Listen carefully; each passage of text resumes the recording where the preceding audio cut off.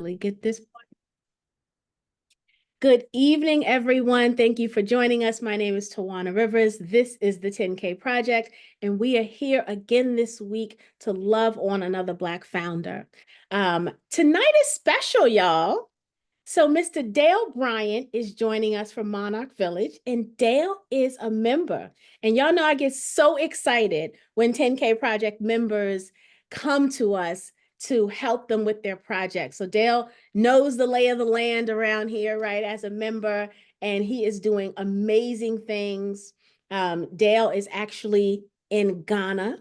So we have an international opportunity tonight. So I'm so excited to talk about this. So as you guys know, here with us in the Zoom, we'll start by showing the campaign page. And then once we look at the campaign page, and I'll show you how to navigate it a little bit, we will go ahead and turn the mic over to Dale. We will also be putting the campaign link in the chat here in Zoom throughout the evening. So Dale, you don't have to worry about doing that. And then we'll also add it to the comment section in the Facebook group. So those of you who want to follow the campaign link prior to us sending you the replay email that will include the link, you guys can do that by capturing it in the chat or in the comments. All right, so with that said, I am going to share my screen. This campaign is on WeFunder. WeFunder is a platform that we've come to often, so I won't spend a lot of time here, but I do want to show you that there is a really informative video that Dale has included. The campaign to date has raised $143,000 from 15 investors, and we're still in the early bird stages of this campaign. And what that means is on this campaign is a revenue share opportunity. 40% of revenue will be put up.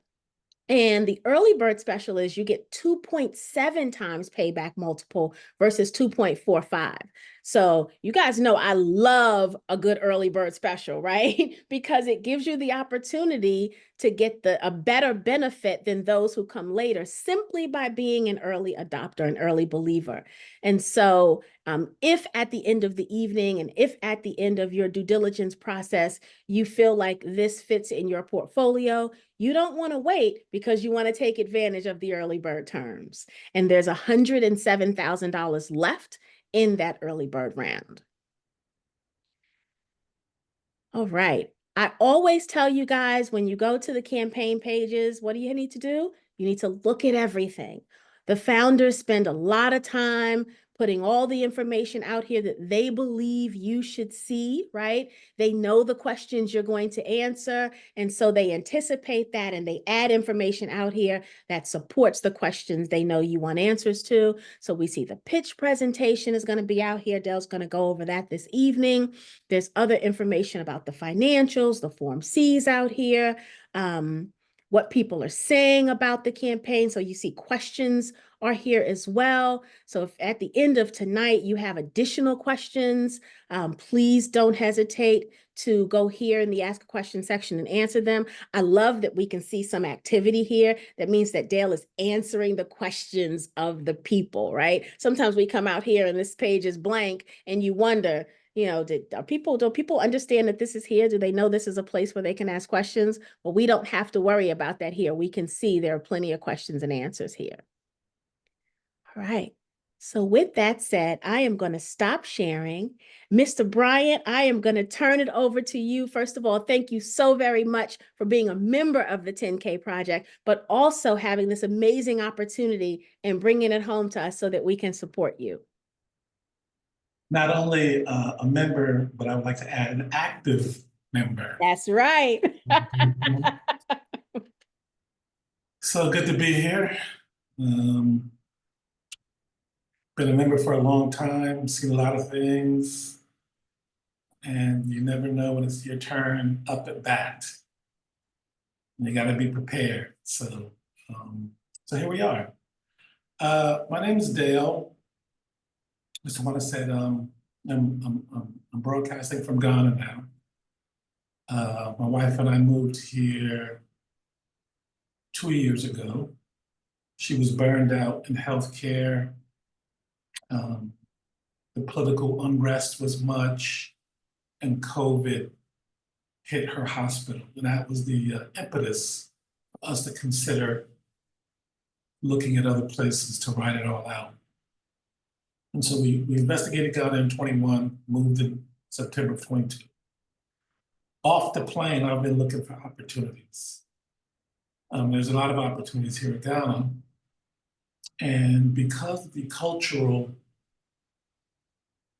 disconnect, it presents a chasm for even more opportunities to be seized upon. And so I'm here to talk about my flagship project. And so I'd like to share, if I may, this is the same information that's on the WeFunder campaign, but I can go through it, give it a little context with a color. So this project is called Monarch Village. It's a large R, small s, large R retirement, small s senior living community. And I say large R because you can be a retiree and not be of senior age. I run an investment firm still, almost 30 years running an investment firm based out of New York City. And a lot of my Department of Education, my MTA clients, been working since 1920, put that 20 years in, got that check, young. So you can be retired and not crack the 50 mark yet. And so this is geared towards African-American expats moving to Ghana. And so let me just go through the deck and then open up for questions. And so the name Monarch Village falls in line with all of my projects in Ghana, which have some sort of relationship to a butterfly name. And as I have here, butterflies represent change, metamorphosis. And this is what a typical Black expat feels when we hit the ancestral land and our feet touches down and feels that electricity and that history. And so of all the butterflies, monarchs live the longest, like the residents of this project, and also migrate the furthest. And so it just made sense to call this project Monarch Village. The opportunity. So people have been coming to Ghana for some time, but the first wave of pioneers have been what I would call spiritual travelers, really connected to the history, to the culture, and they came early, and now what's happening is Ghana is becoming a real alternative to moving, whereas the South used to be the only place you retire, you'd move down south and retire. And so now Ghana is becoming a real good option to consider. The second wave of expats, I would include myself. My wife and I, when we met, we both owned homes. We got together, we admitted we never wanted to own another home. So we found something identical here in Ghana, a Ghana account. And so this second wave of movers is not necessarily looking to buy land and build only. They're looking at condo purchases, they're considering rental units. What was once a very unfamiliar terrain, social media has really presented Ghana in a nice light. And with so many YouTube channels and TikToks, it's really interesting. And the year of return, all of these things have conspired to make Ghana feel like it's not even a foreign land. Like it might be the sixth borough, another borough. And this is a New York reference, I'm sorry, the sixth borough. And so social media has been good for Ghana. Also, the cost of living in the US, this was a big deal in the last election. And a social security check just isn't going as far as it used to. And because Ghana is so affordable and the dollar is so strong against most African countries, including Ghana, your money goes a lot farther here. And so the cost of living is something to consider. And most importantly, there's no senior living market in Ghana. And that's primarily because of two things. Number one, because there's no mortgage market in Ghana, there are no mortgages. You want to buy a house, you have to buy it cash, which is why when you come to Ghana, you'll see a lot of things that look like they're abandoned. They're not, they're just unfinished because you make some money, you put in a foundation. You earn some more money, you put up a wall, put up a window. So lack of mortgage industry plays a part. And also because of the culture, like it's such a big deal to buy a house. When you buy that house, you ain't selling it. So there's very little secondary market activity, like in America. You know, a house might be passed around like an owner might own it for 5 years, another owner for 10, another owner for 2 years. In Ghana, that's not the case. So families typically stick together, and typically grandpa, grandma is, if they're not in your house, they're around the corner. Whereas it's different in the States, and almost all of my aunts and uncles are living in senior living arrangements far from their children in America. So because there's no mortgage industry, which affects aftermarket sales of homes, and there's no senior living market in Ghana because of the culture, developers have never thought or conceptualized to provide a service. Nothing was needed. But when you have the Black Americans who are coming, I estimate that 85% do still want to buy land and build, but I would estimate at least 15% more are interested in rental units. And to be clear, this is a rental unit opportunity. So the plan, it's a 28-acre site plan with 144 self-contained efficiency apartments, created, designed, curated to foster community, entertainment, quality living, etc. A short list of things that will be on premise. A big thing for our people who are coming over, who might have health conditions and are worried about, can I get decent health care? Are the medications that I'm on available? And so we pay a lot of attention to health issues for our residents. Money center, fitness room, salon, theater. This is a short list to provide very good service for our residents. This is one of our final designs. The arms are the residential units, the 4 arms, and the centerpiece is all of the shared space. 3 stories.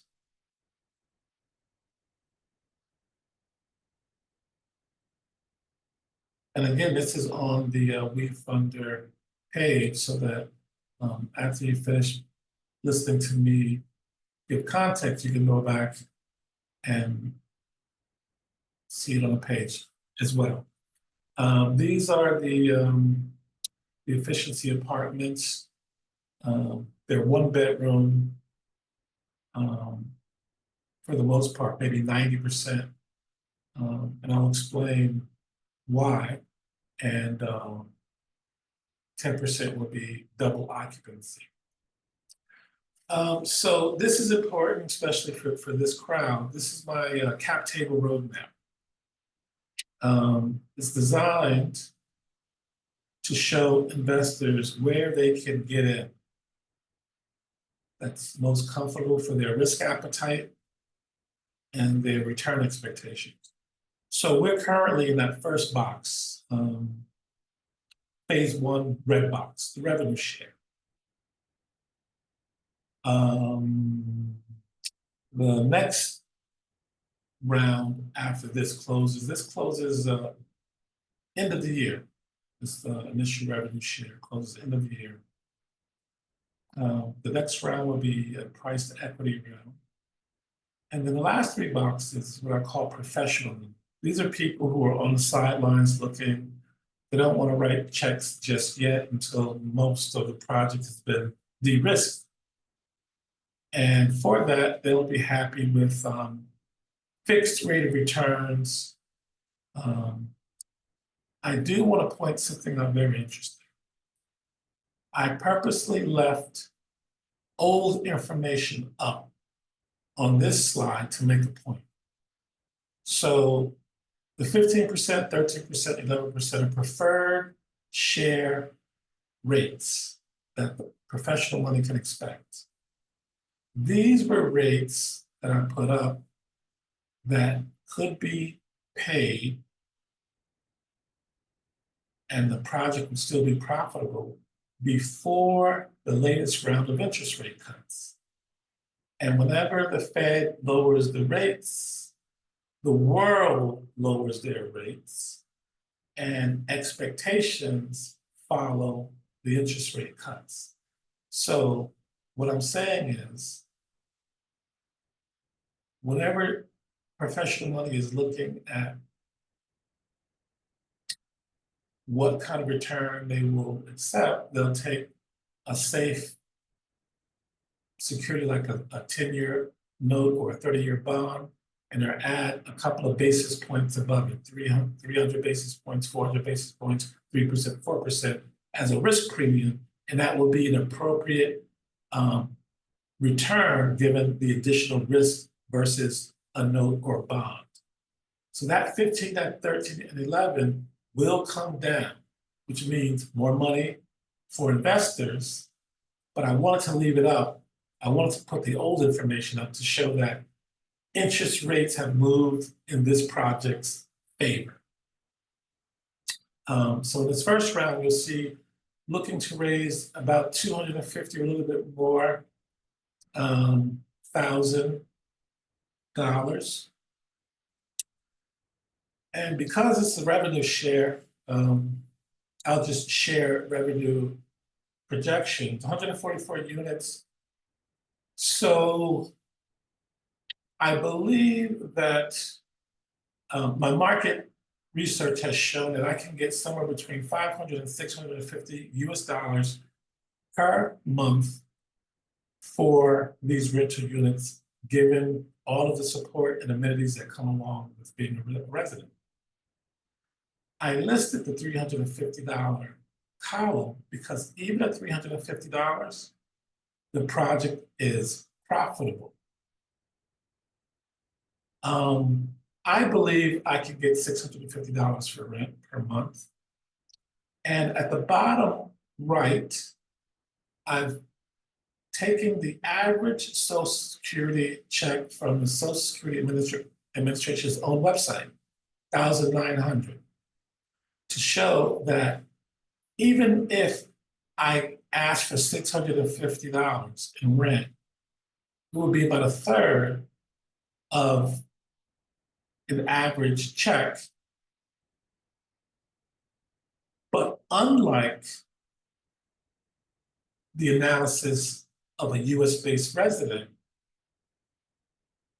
a Ghanaian-based expat who has 66% of their check left over, that money goes a lot further here in Ghana than America. So $2,000 in America can barely get you anything. But 1,900 minus 650, what's left over from that in Ghana? It's upper middle class. And so because this is revenue share, payback comes from the top line. So I just wanted to show you what the units would generate in revenue.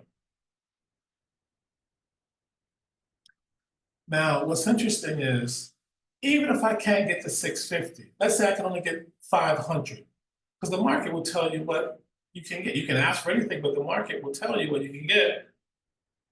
What's good about this project is there are additional revenue opportunities, AROs.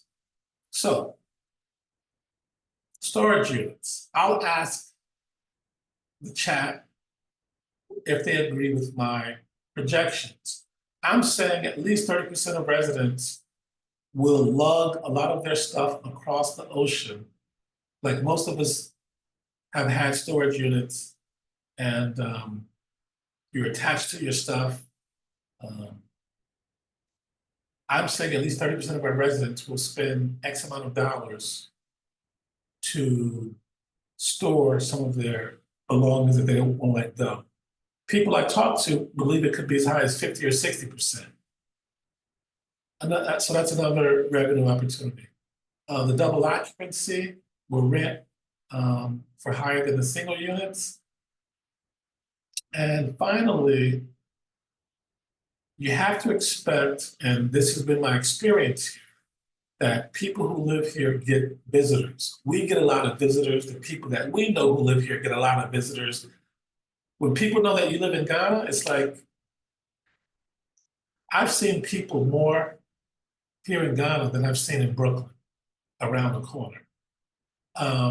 So I'm estimating that at least 50% of residents will have one visitor per year.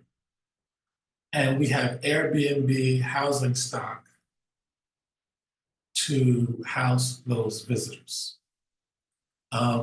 People that I talk to believe that the 50% is low and the one visitor per year is low. But I'm just giving you conservative numbers on all of these additional revenue opportunities, which will raise the average revenue per unit past the rent that the market tells me I can get.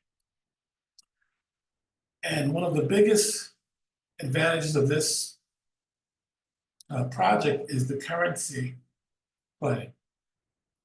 100% of the revenue will be in dollars, maybe 99% if you got some local activities you're doing, but almost 100% of income is in dollars, and almost all of your expenses will be in local currency.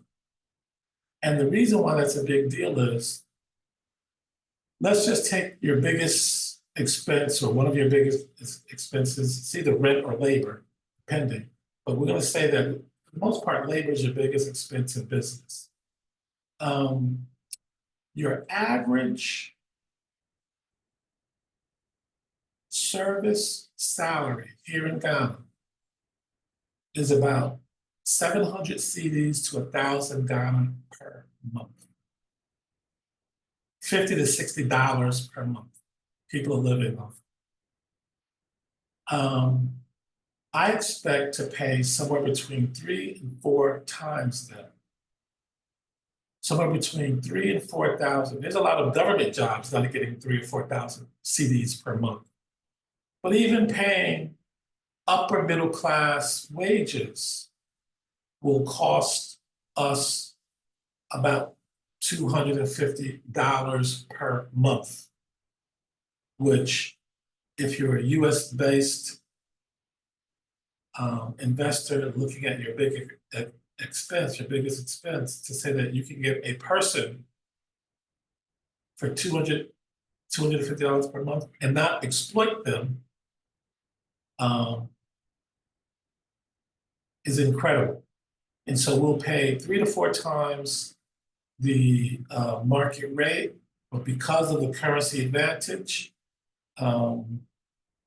it really suppresses your expenses, which generates unusually high profit margins. So this is just a proof of concept example. And I include this because I've had this refunder campaign open since February or March, friends and family. I really haven't, actually, this is the first time I'm going public with the campaign on 10K Project.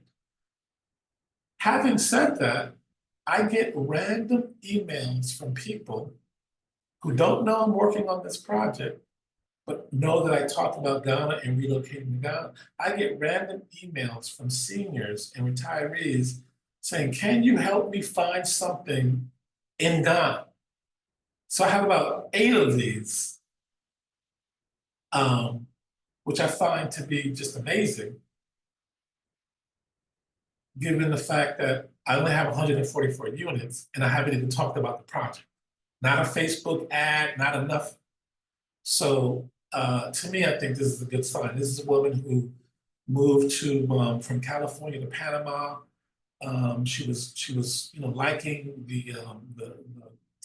the cheaper living, but what she didn't like was it was a military community and primarily Spanish speaking. She saw our videos and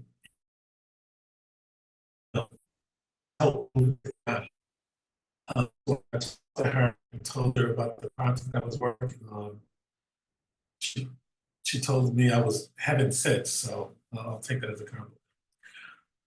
Interesting information that I have observed from people coming through our Airbnbs and talking with people on the ground. A lot of data that I get to make my assumptions and to make my financial projections come from the 2 Airbnbs that we own, and the YouTube serves as like a funnel to let people know that we're here and we've relocated and you can do the same thing. And then they come stay at our Airbnbs, we show them around, we help them practice living in Ghana, and then I get all of this nice intel. So right now, anecdotally, 85% of the people who are coming into Ghana from the States, Black expats, are single women 55 years plus. 5% are married couples, 5% are men, and the remaining 5% are young folk. But it's the 85% where the opportunity is. And so also, if you look at the bottom, we have 2 plays. We have people who don't want to buy land and don't want to build because they don't have the money to buy land or build, but they do have income to rent. Then you have people who will rent because while they do have the money to buy and build, they don't want to exhaust their savings. And then you'll have people who haven't figured it out just yet. We get quite a few Airbnb visitors, one-way ticket, 20 suitcases. They don't know what they're going to do, but they know they don't want to do it in America. And they're going to figure it out here. So I would say a small chunk of our business will be residents who want to enjoy the amenities that we have to offer while they figure out what they want to do. Some will leave, and I suspect some will stay. Other considerations, although the structure won't be ADA compliant strictly, it will be ADA guided. We know our people are coming with mobility issues, and so we're very, very in tune to providing support. This is important because I would say, generally speaking, Ghanaian developments historically have not at all paid attention to this, and even today, only a few developers will give you wheelchair access, ramps, or bars for holding to brace yourself, or extra wide doorways, smart bathrooms, etc. So this is an important thing because we know what our residents will need. Solar, we're building with the intentions, even if we don't go 100% solar initially, we're building with the intentions of being able to add later modularly as we see fit. And then I'm also really excited about the opportunity for cross collaboration deals. Every time I'm in Ghana, so it's late here now, so I don't always get to watch live.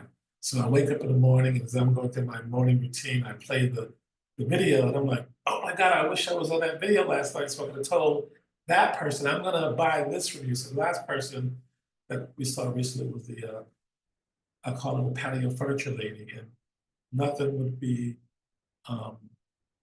would make me happier than to buy all of our patio furniture and ship it over here. So I think there's a lot of cross collab opportunities for in-family commerce. So the construction roadmap is simple. The first chunk of money that goes to land acquisition, survey, title, all that stuff. And then land clearing, foundation building, and then finally construction. As the campaign suggests, I got 143 that I raised. 75 has made its way into my bank.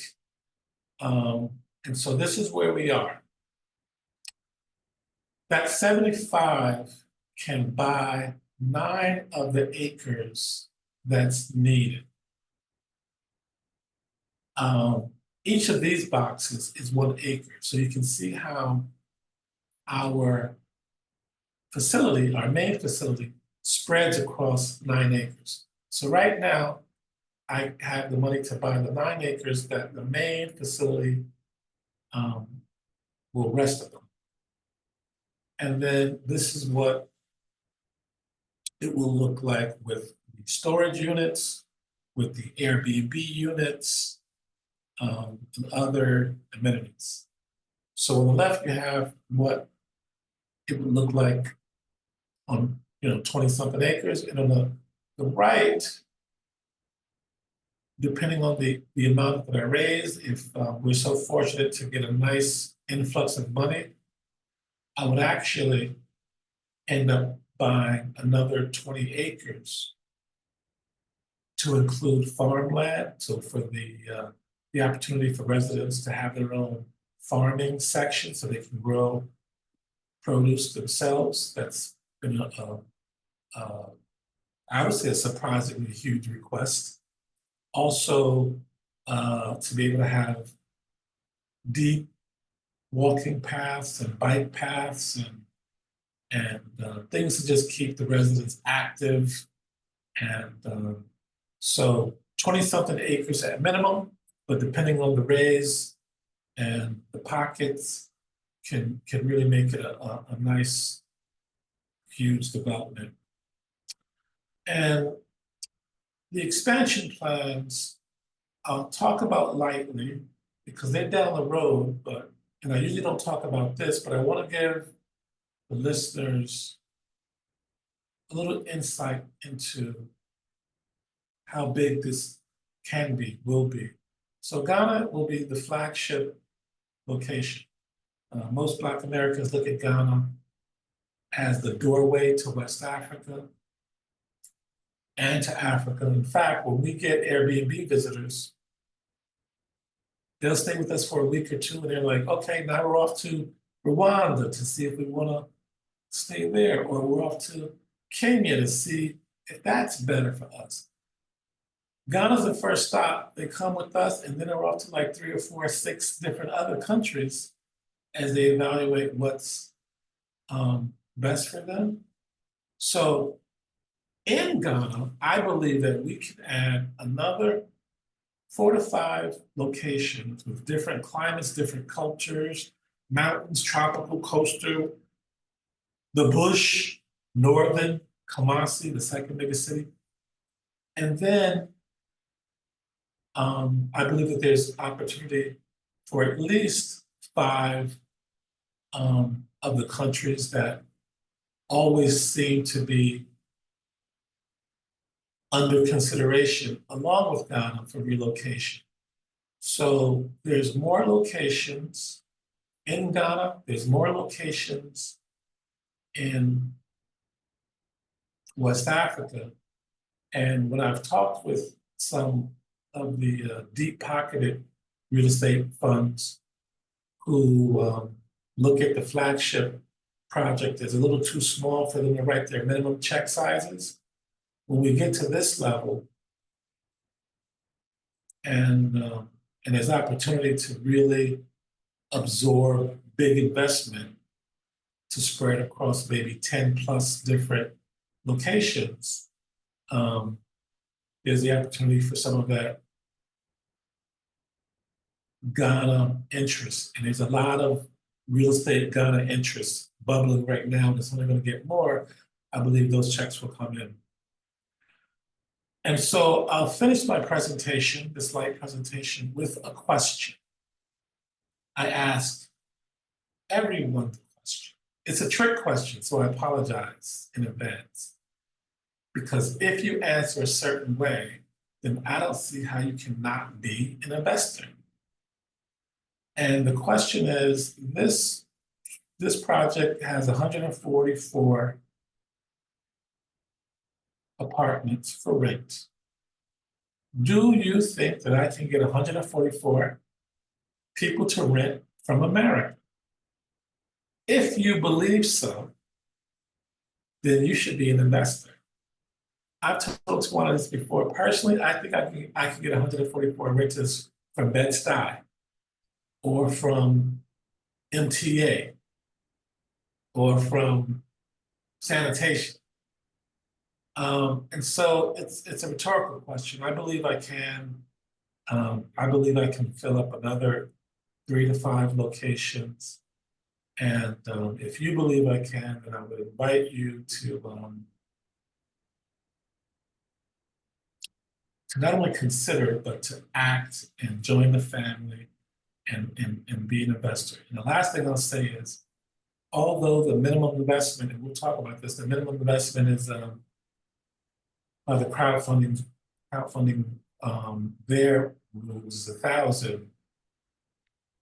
What I'm doing is for $10,000 minimums for the next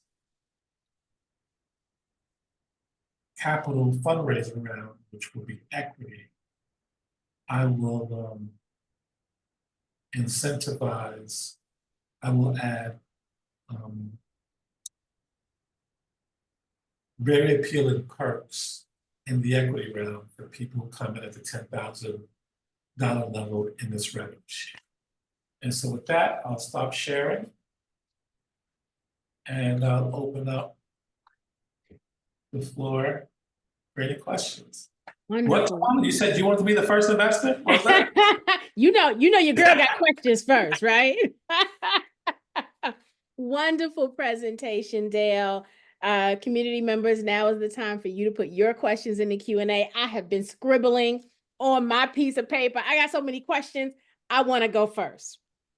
First of all, from Brooklyn to Ghana. I love that. Like I feel like there's a story somewhere in there, right? Like a Lifetime movie somewhere in there after you pull all of this off. So I love the transition. I love that you and your wife made this this venture to Ghana, and you still brought you with you, right? And so that Wall Street, 26 years on Wall Street guy still showed up in Ghana, and you found opportunity. And so I absolutely love that about you. So you didn't just sit back and retire yourself, right? You kept working, and you've not only, what I know about you've not only gone there and learned the lay of the land, but you've made connections and network. And so I love that in this 2 years, seems like a long time, but we know that, 2 years goes by like that. You've been busy. I mean, you really, really have. So I want you to talk a little bit about the connections that you've made in the construction industry, and, from an architecture standpoint, like how have you built the network around you to make this project successful? So I wanted to say one quick thing about something that you said. coming here, figuring it out. A lot of times Americans come here and they think they're coming to save Ghana Mhm. with their brilliant idea. Instead of saying, let me read the room, what are the opportunities here? And so in Ghana, you make money in one of three ways primarily. Well, they're all in dirt. It's mining, agriculture, and real estate. And so things that I was involved in, app development, technology plays in the States, not here yet. And so you have to get in where you fit in. And so to your specific question, um, in development, unlike the States, the toughest part of development in Ghana is the land acquisition because there are two parallel paths. There's the legal, contractual, if anything happens, see you in court route that we're accustomed to in the States. But equally as important that we never experience in the States is the village, local, cultural path. Traditional behaviors and respect paid to the elders, that's sometimes more important than the contract. And so you have to walk these parallel paths, especially when you're dealing with investor money. And so a lot of the value that you bring to yourself is finding the expertise and local know-how of the people who can not only guide you through those parallel paths, but at least prevent you from falling into a landmine. And so, you're building relationships with surveyors, with engineers, with architects. These are people who know where the bodies are buried, where there's less risky landmines to be walking through. And so, yeah, a lot of the times when people come and fail is because they think they got all the answers, they can do it alone, they don't need any help. So, yeah. Yeah, very, very good. So, I want to take this deeper. When you started off, you talked about kind of where Ghana is and the advancement and the recognition it has, especially in this country. I went to Ghana during the year of the return, right? Fell in love with it, decided I wanted to live there one day, bought land, right? And it's still sitting there, right? And I haven't done anything with it. Um, and so when I hear you talk about the land acquisition being cumbersome, it was. But then also the um, delays with building, right? Deciding if you still want to do it or not. Deciding if you have the right team, finding the right team to help you build it, right? Because, the places are scammy all over the world, right? And not everyone has our best interests in mind all over the world. And so you deal with that component. I love that you've created this business model, first and foremost, that doesn't yet exist in Ghana, right? The retirement model. But I also love that you've made it easy for people to just come with their 20 suitcases, right? Just come.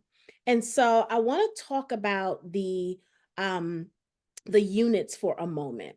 You call them in your slide efficiencies. Let's talk about square footage because I want people to really understand what they're getting, right, when they become one of the 144. So let's talk about square footage for a moment. 25 by 25 for single occupancy is about 625 square feet. A double is 950 square feet. And when you say double, is that a two-bedroom? No, it's larger everything. And what's added is in the bathroom for the man, a separate urinal, but a larger bathroom, but not a two-bedroom. Okay.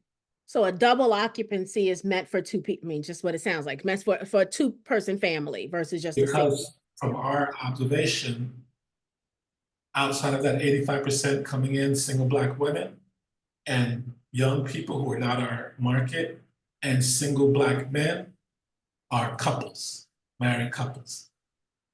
Okay. Okay.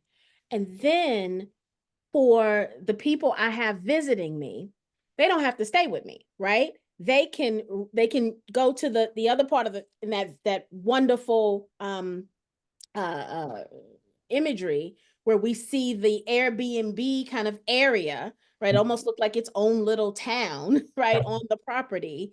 How many units will be in there? That's going to be 20. So that'll be 20. So my friends can come visit. They can pay a per night or per week or per month rate, right? And stay as long as they need to stay. And then maybe one day they fall in love and decide to be one of the ones before, right? Very good. Why do you think there are no senior living areas in Ghana already? Why do you think that model doesn't exist? And do you think there's a local market? I know you're right now we're talking about the expat community, but do you think there's a local market that would appreciate it? So the reason is simple. If you're a developer in Ghana, you are doing very well building luxury apartments for, let's say, 75,000 USD and selling them on average for anywhere from 175 to 250,000 USD. Mm. There's no shortage of that. There's enough of that work for all of the developers for the next 15 years. The Wow. demand is outpacing the supply. So if you're a developer, why would you mess with the model? This is more of a slow burn kind of predictable cash flow, you know. So people did what they people did are going to do today what they did yesterday. Build that apartment, sell it for a lot more, take your money and move on. So that's number one. Number that's 1A. 1B, like I had referred to before, there are just gaps in knowledge that Ghanaians have about what Americans are accustomed to, what they've experienced, and what they want. So for a long time, Ghanaian developers were not building condo-like apartments. They were building semi-detached, colonial-like looking things, and said no one would ever buy a condo in Ghana. And then some pioneers started building condos. Now the Ghanaians are building condos. Mm. So there's that, you know, inertia blockage. So your second question, now I don't want to be disrespectful, but there could be a local market. I don't need to know if there's a local market because I know that there's enough Black American market where this could be oversubscribed times 5 or 10. So it's possible that there's a local market, but now this is going to segue into an interesting point, a question that you didn't ask. All the projects that I'm working on over here, I've talked with you offline about my yam farm, investing in transport. My fiduciary responsibility is to return investment monies to my supporters, my investors. But equally important, I'm here to curate the American dollar, deploy it into wherever I'm located, and have my investors win and have Ghanaians win as well. And I bring that up to say, most of my effort is about getting the Black American expertise over here, as well as the Black American dollar, along with the Black American themselves. Mhm. And so if I had to choose between, and I love my Ghanaian fellow compadres, but if I had to choose between putting a Ghanaian in a residential unit or bringing an American with an expertise who's going to set up shop, spread knowledge, deploy capital, I would choose the American because there's an undertone of community development that I'm also striving for as I build this project and deliver returns to my investors. Very nice. Okay. Very, very good. Is there a minimum lease term? So if someone comes, do they need to sign a 2-year lease or 3-year lease? So this is interesting. And by interesting, I mean hate it. In Ghana, legally in Ghana, you're not supposed to ask for more than 6 months rent at a time. That's the law.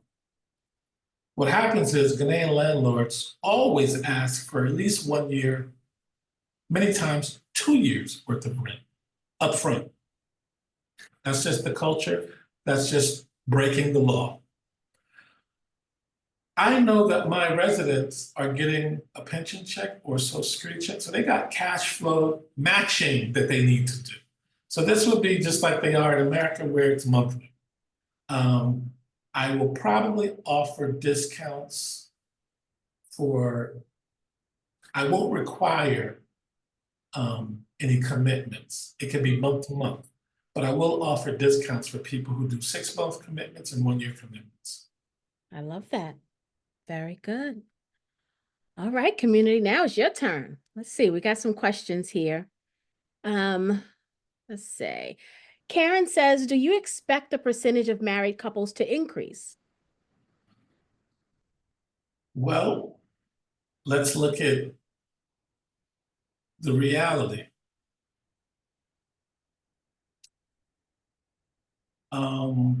That would be like asking me, do I expect the divorce rates to change, or do I expect the fact that Black women outlive Black men traditionally to change? I don't expect those things to change. Okay. Okay. Karen also asked, have you secured a solar infrastructure supplier yet? So there are 3 under consideration, 2 Ghanaian and 1 German.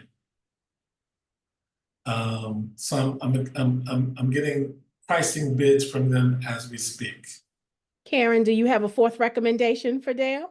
Is Karen in solar? I'll check out Karen I don't solar. know. That was a very specific question, which leads me to believe Karen might be in solar, right? You know, we always have someone in the Yeah, industry yeah. that we're talking about, right? Or can complement the industry we're talking about. Oh, Patrice says she hated that she has to go early, but she had a bunch of questions. So I will get Patrice's questions and email them to you. Kimberly said, what airport would you fly into for this community? It's the main one. But So, and you'd fly into Accra. yeah. Okay. Okay. So just for location purposes, I'm located 40 minutes from, trying to see, should I bring it up on a map? I'm located 40 minutes from the airport, behind the biggest mall in West Africa, the West Hills Mall. It's it's a new mall, 10 years old. It's like a little mini city. And the project used to be an hour and 10 minutes from that location. But what's happening is, partly due to political season, where in Ghana, all kinds of roads start getting fixed during election season and things like that. A road that goes to Cape Coast, most people come to Ghana know it because you have to travel that road to go to the slave dungeons. It used to be a single one-way road going and coming. They're expanding it to 3 lanes each. Wow. And the activity that is bubbling up and down the highway now is incredible, which is why my land prices keep creeping up. And so what used to be an hour and 10 minutes, even on an unfinished bumpy road, wide, has gone from an hour and 10 minutes to 55 minutes, 50 minutes. And I suspect if they finish the road the way I think they will, it might be a 30 to Wow. 35 minute trip from the mall, which is 40 minutes from the airport. Mm-hmm. So, Nice. Very, yeah, very good. So again, the development, oh, right, yeah, it's is here. it's here. It's, And it's supporting this project and all of the other development yeah. projects that are there because they're putting money into the things that are going to allow these projects to flourish. So They're I opening love up new airports, they got electric buses, they got a new rail path. The infrastructure might not be coming as fast as people want it to, but it's coming. very, very interesting. And Ghana just had an election, didn't they? Yeah, Elected new December president. 17th. Very good. So Karen said that yes, she is in that industry for solar. So I think you should drop your email here in the chat so that you guys could connect. You may get a fourth quote on some solar. um, let's see. Karen said, "Do I need to become a 10K project member prior to investing in this project?" Absolutely. I That's a plug. That's a plug. love it. That's a I plug for love you. it, Dale. So Karen, Dale is being kind. You do not. We open up these pitches to the entire community, even people who have not joined by paying the annual membership fee. And we do that deliberately because at the end of the day, we want to support the founders. We would love for you to be a paid member and take advantage of our wealth building education and all of the other things that we provide that are member only services. But tonight's about Dale. And so you do not need to be a member to go to that WeFunder campaign link that we've been dropping in order to invest in this project. But we would love to have you. And if you decide to join the 10K project, our email is the10kproject.com. All right. Kimley said, what type of system is in place if someone wants to upgrade to a larger double unit? For a larger double. That's a great question because Kimley, I'm thinking I need a little more than 650. Like I need a little more space. So I would want the Well, double occupancy unit. listen. Well, double occupancy doesn't require two people. So there might be some individuals who want more space, but so now this might be a blind spot or an advantage on my part. I come from New York, where we used to live like rats. I lived in a two-bedroom, downtown Brooklyn, 700 square feet, with another human, and it was more than enough space. I thought, unless you're a hoarder. And so 625 for city people might be experienced differently than 625 from someone in the South or Midwest. True. That's very true. So Or as someone who happens to have a bigger apartment, because in the Bronx, our apartments were larger. And now, so we that's had a true little more too. space. That's true too. Um, Now, also what I've experienced is people moving from bigger places where they had to clean and they appreciate The the small, downside.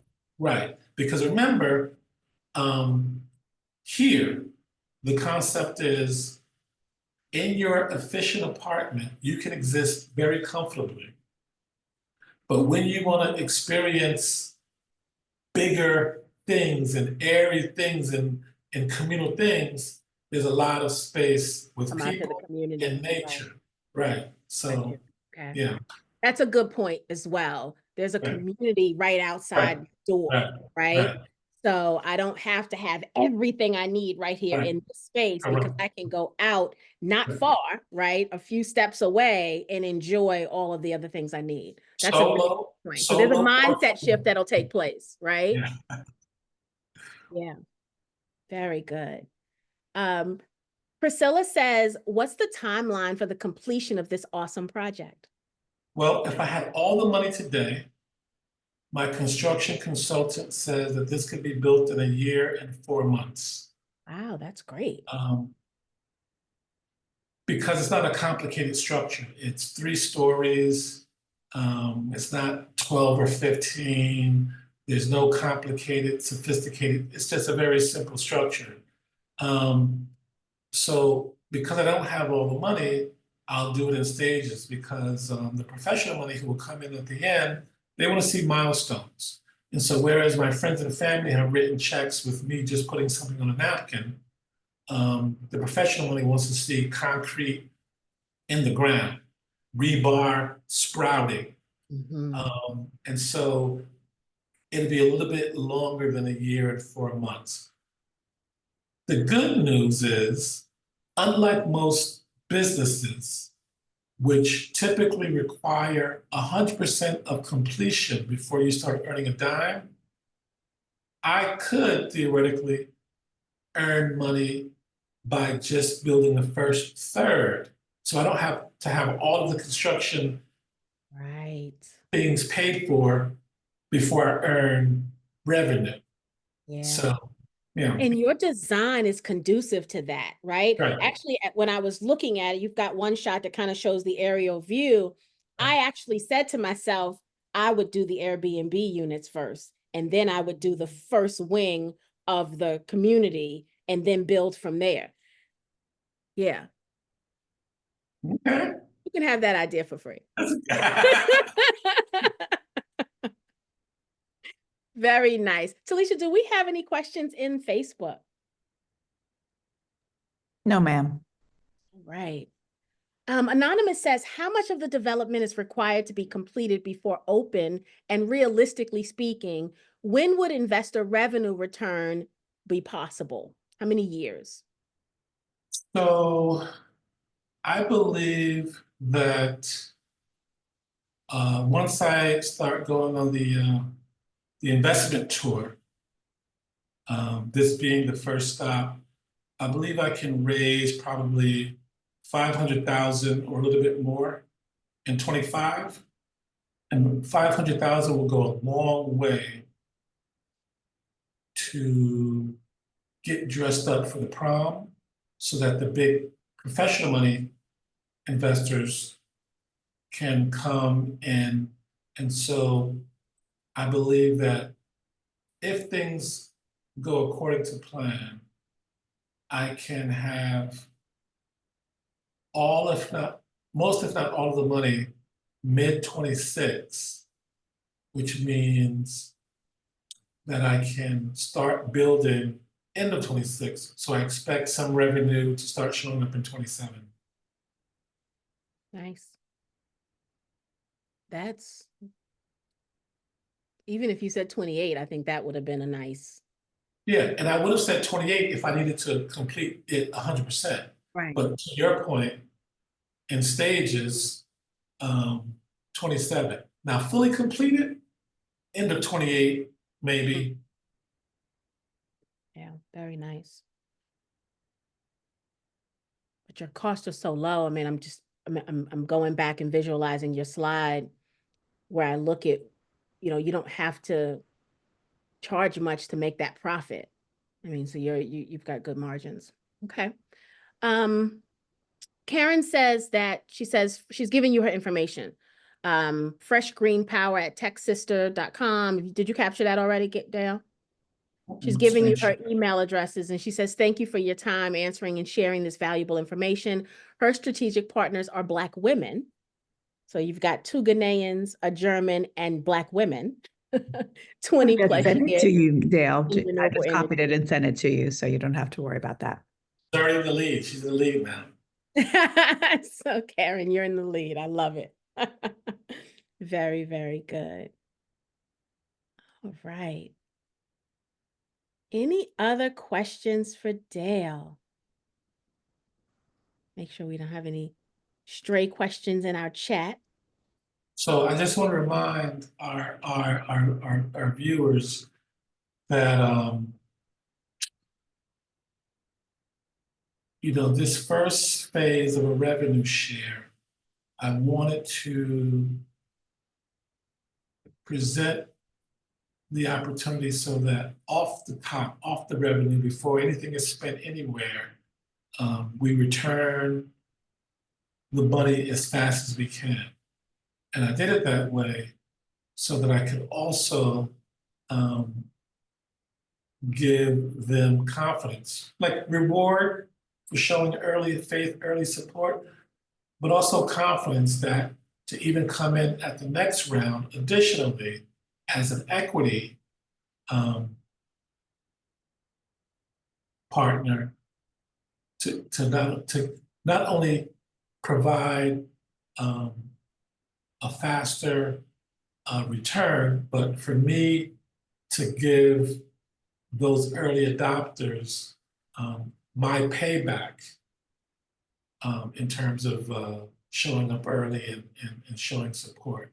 So yeah, I encourage our watchers to come on in and join our investment group. And let's get this land so I can demarcate it and throw some foundation down and start bringing the big money. Very good, very good. Okay, I've got one more. I don't know if it's a question, more so a comment. I think about the $1,907, right? The Social Security income. And then I think about the $650 at the high end. I agree with Tracy. I want my double occupancy unit without a urinal, please. Just FYI. But I think about that space. And I think about that retiree, right? That comes there to live in peace, right? To finish out life in peace and to live a prosperous life at the end of their careers, right? And to be able to, when you say, you know, being able to have a residual, not even including savings, be able to have that additional $1,200 left over after your Social Security check, your upper. I heard you say two uppers. Your upper class. Yeah. That concept is no one here in America could believe that could be the life they could live, right? I think about my mother when she passed away, and I don't think she was getting much less than that. Luckily, right, my dad, you know, had left money and all, you know, all of that stuff, and so to think that she would have only have to live on that little bit of money is heartbreaking. But to be able to go to a place where that little bit of money has magically turned into a lot of money, right? And life is different. The only thing missing for me is the dual citizenship piece. And so I would imagine that there's going to be some kind of support service or consultation that once people make this decision, are you going to is there going to be somebody on site to help them through what that citizenship process looks like? Yeah, absolutely. It could be confusing also, especially when I think about an older person, right? So a lot of things to unpack in that harmless sentence you just put out. Number one, the $1,900 Social Security average is an average. So I just talked to a lady who's going to be coming to our Airbnb in December. She gets $1,000. Yeah. She's a teacher. Wow. And so her calculation of a lower teacher salary in the Midwest only gave her $1,000 per month in her Social Security check. So that 1907 is national average, right. Gotcha. Okay. In the cities, I have clients who are getting $3,500 checks. No, I can't put her on blast. One of my clients who is going to be retiring from Department of Education under 50, her check is going to be north of $4,000. So that 1907 is average. Mm-hmm. So that's one thing to think about. To your point about whatever the average check is, minus the rent that we can command, what's left over, how does it stretch? On our YouTube channel, we have several videos of how far the dollar goes here. We've gone to markets and bought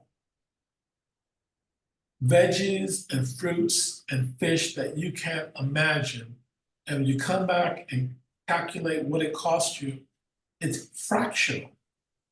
Yeah. And so I spend a lot of time with people who are thinking about the move, who are coming here, just doing some back of the envelope math to see what life is really like here. And they're always blown away with the reality of things. So that's a good point. There's a process, right? So everybody needs to follow your YouTube channel, right? So we need to put that, we need to tell us what that is, so that we can add that in the information that we send out. But there's a process. So it's not, I'm packing my 20 suitcases and I'm going, right?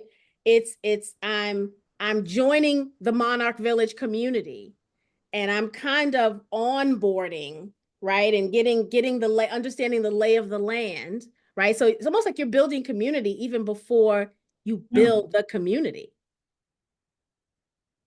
And the last kind of thing you said, I'll just speak to quickly. Will you have people on premise?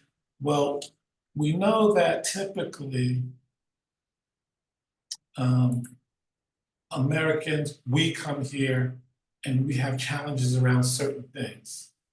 And that might be because things are done differently here, like getting your money from your American bank to your Ghana version of Cash App, which is called Momo.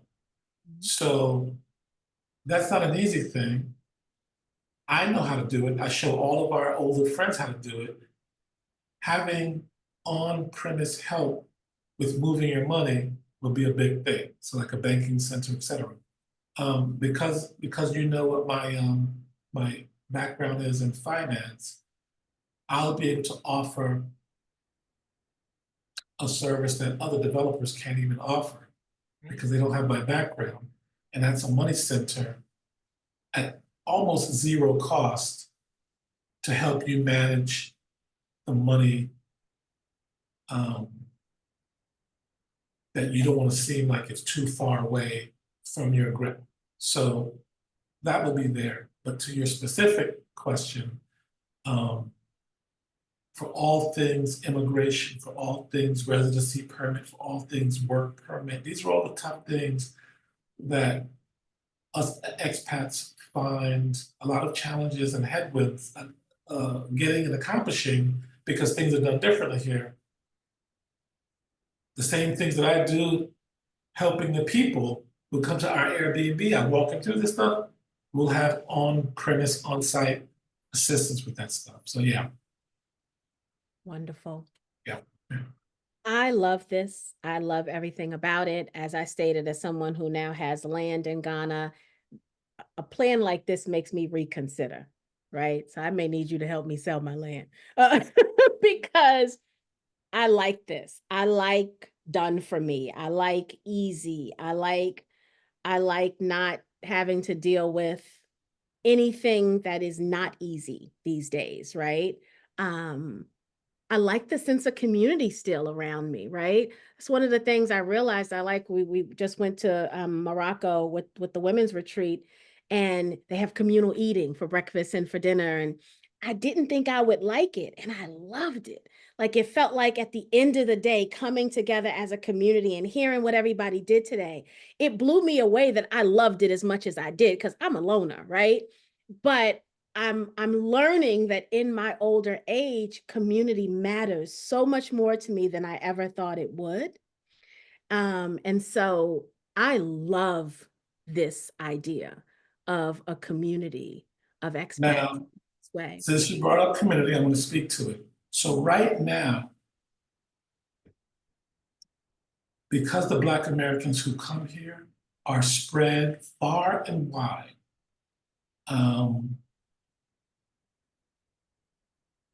and because of their yearning for what you're talking about, they glam onto the only thing or the next thing or the only thing that they can that gives some semblance of community right now.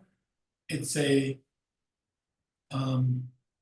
African-American group here in Ghana, primarily connected through WhatsApp. And occasionally you'll get together for the monthly meeting or some other activities, but it's a high demand for it. There's not enough of it. People are spread. Right.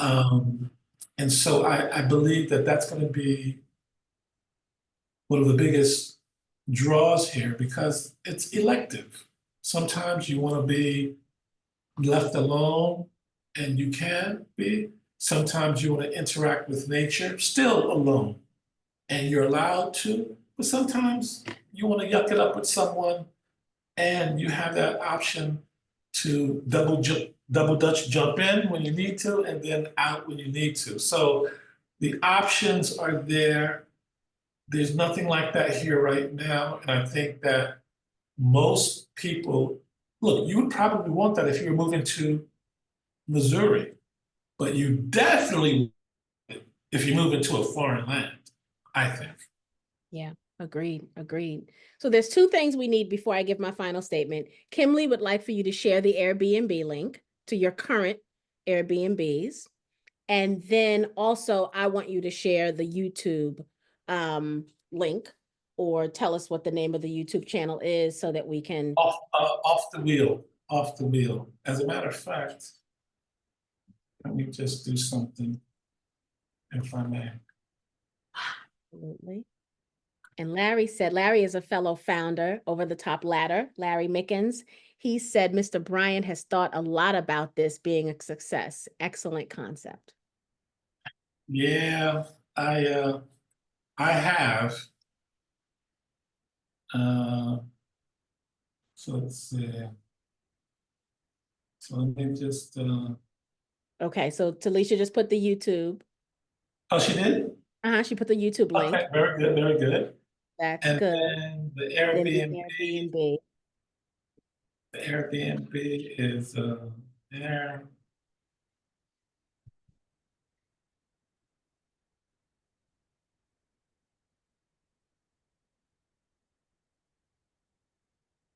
Also, off the wheel. Wonderful.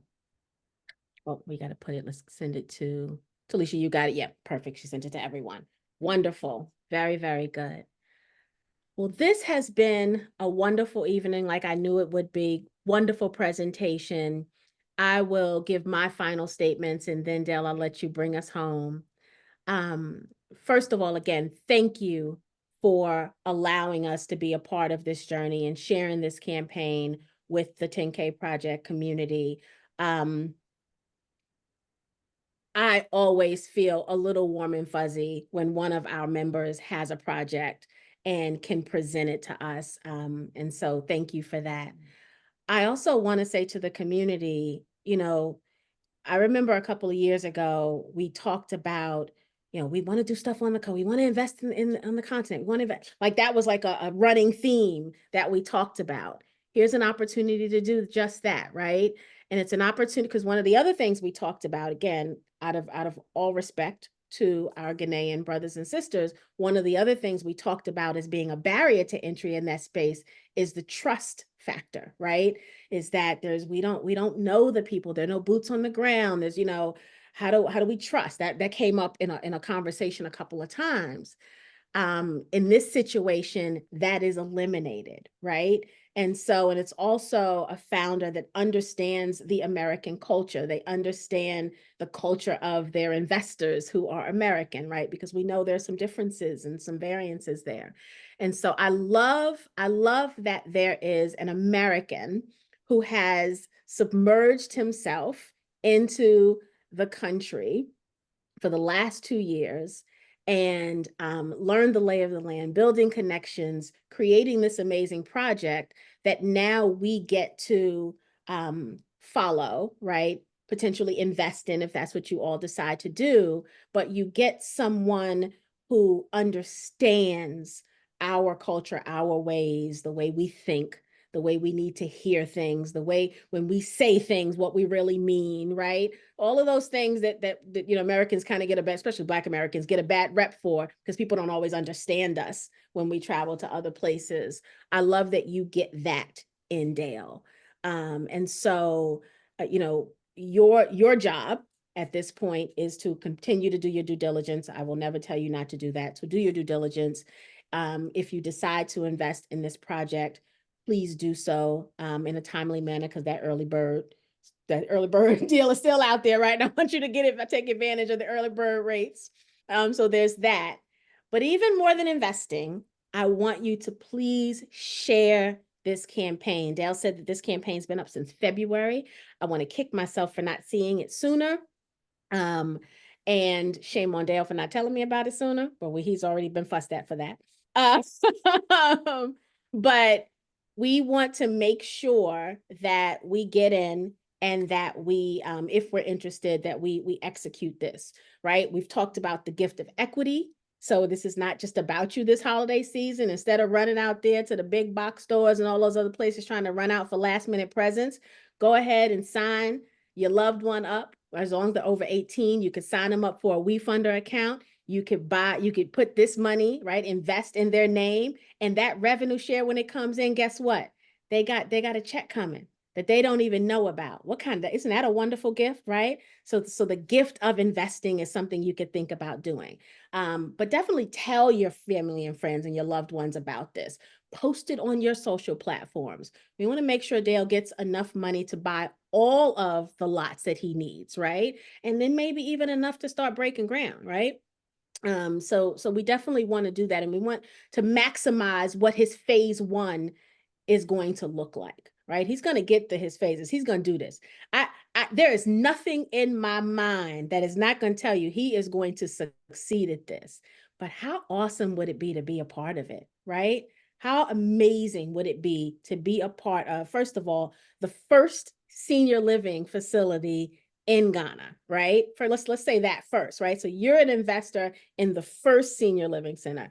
And based on what we saw, it will not be the last based on the business model that Dale has. So absolutely, Edward, it would be historical. I agree 100% with you. And so those are the things I want you to do. I'm asking you to do. Consider investing, do your due diligence, but also tell everyone about this. The other thing is consider being one of the 144, right? I mean, how cool would that be? I tell you, it's going to be hard for me not to think about that this evening as I settle down. Do I want to be one of the 144? Do I legit want to sell that land and be one of the 144? And there's a part of me whispering in the back of my head saying, yes, you do. Tawana, even crazier, to have your investment check pay for your rent. What? Yes, that's what's up. That's what's up right there. Now you talking my language. I love it. Wow. All right, guys. You understand the assignment. It's on you. Don't let the holiday season distract you from the goals. We are not trying to get into credit card debt and all those other things we've worked so hard to get out of this holiday season. We need to continue to think about our fruitful future. So with that said, Dale, I'm going to turn it over to you to close us out. First of all, I'm going to thank you for staying up so late. He is in Ghana, y'all, and so it is late for him. So thank you, brother, so very much for supporting us, for being a member, for you and your wife supporting and being a member, and for educating the people on your experience. I think they're going to love the Off the Wheel YouTube channel. I've caught a couple of episodes. I think, first of all, I think you guys are just super cute. And so I think they're going to love what they see and learn that life is actually pretty cool in Ghana. And so this could be an awakening for people that have been thinking about what to do and where to go, especially in the light of, just kind of where we are as a country. And I think the time is now for these conversations. So I think it's perfect timing that we're here talking about this when we are. So thank you very much.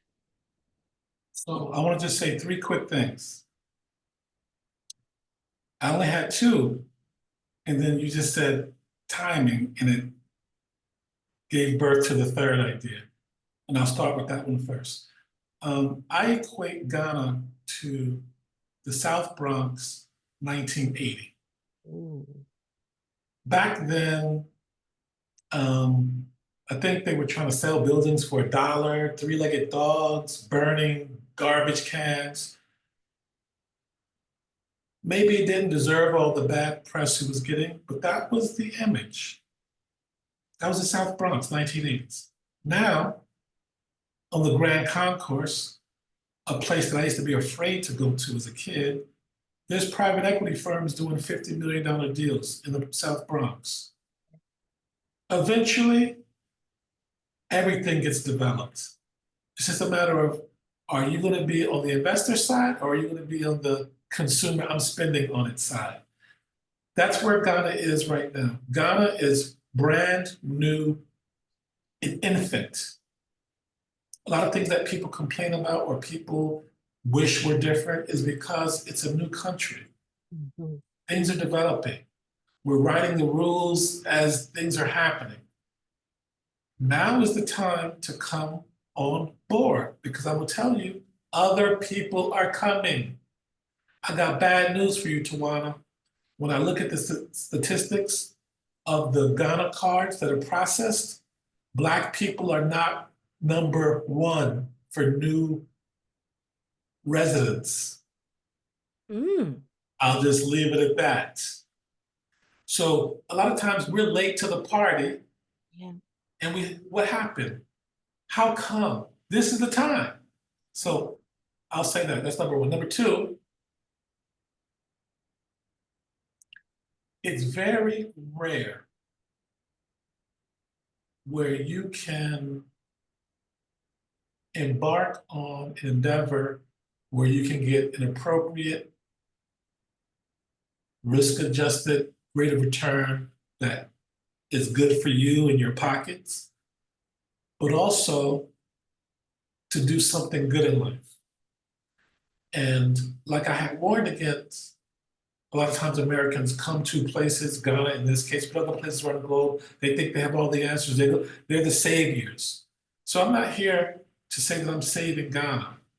But what I'm saying is there are people here who are doing amazing things with zero money. And all they need is a little collaboration. And this project, wherever we are, plans to be a beacon of light for collaboration to ignite economic activity. And I hope that 1,000 people follow me or copy me. So wherever we are, independently doing our thing collectively, we can make a little dent somewhere. So it's unusual to be able to make some money and do some good in life. Usually if you're making money, it's at the expense of someone. So I'm happy to be a part of a project that can do that. And finally, I asked you before, I'll ask you again, sorry for being redundant, 144. If you think I can fill 144 rental slots, then you can send your check in right away. And I'll leave it at that. Thanks for watching. Thank you, Dale. I appreciate you. To the community, thank you all for joining us this evening. Next week, we're going to have a session, and then after that, we're going to take a couple of weeks off because it's the holiday season, right? So think about the gift of investment as you do your final shopping. And thank you just for loving on us and for riding with us. You guys know how I feel about you. Absolutely adore this community and am very grateful for the support that you continue to give us and the founders that we bring to the table. Thank you, guys. Have a wonderful evening. Good night. Peace and blessings. Good night, Dale. We'll talk soon. Bye.